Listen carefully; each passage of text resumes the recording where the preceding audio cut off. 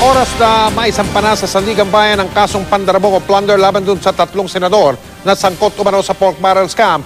Maaari na yang masundan ng pagpapalabas ng mandamiento de arresto o warrant of arrest. Kahit may sesyon pa ang Kongreso, pwede na raw arestuin ang 3. Nakatutok si Jam Sisante.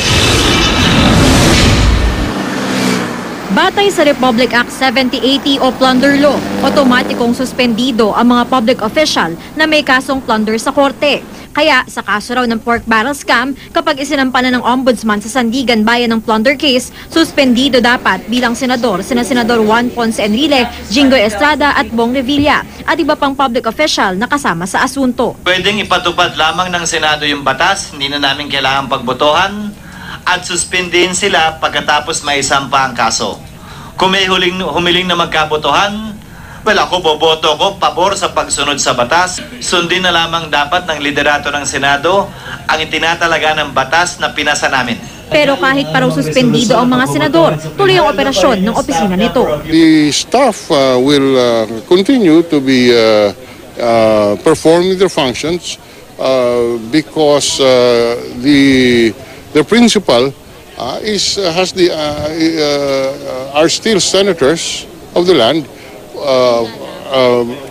Pending the trial, and they are just preventively suspended. Nanawagan ngayon si Revilla sa DOJ at Ombudsman na huwag imaniobra at paspasan ng pagsampa ng kaso sa kanila.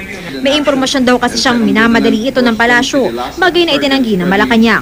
Sa tingin naman ni Estrada, masyadong maaga kung bukas na sila sampahan ng kaso. Ngayon lang nila natanggap ang mga dokumentong mula sa Ombudsman at may 5 araw pa sila para sagutin ito. Much to my surprise, the Ombudsman furnished us voluminous documents which we were asking before. Just because na nag-file ako sa Supreme Court, parang siguro nabulabog sila. Talagang alam nila mali yung ginawa nila. Wala akong due process na tanggap. Walang pahayag si Enrile ukol dito. Nauna nang tinanggi ng 3 senador ang akusasyong tumanggap sila ng kickback mula sa pork barrel na inilagak sa mga NGO ni Janet Lim Napoles. Kapag isinampa na sa Sandigan Bayan ang kaso, agad itong iraraffle sa mga dibisyon. At matapos nito, maaaring sumunod na ang paglabas ng warrant of arrest. Dahil plunder ang kaso, maaari raw arestuhin ng mga senador kahit pa may sesyon ng Kongreso. Pero pakiusap ni Senador Miriam Defensor Santiago, maybe they can just serve it after office hours or serve it in a discreet way, not to humiliate the halls of the Senate. Jam Sisante, Nakatutok, 24 Oras.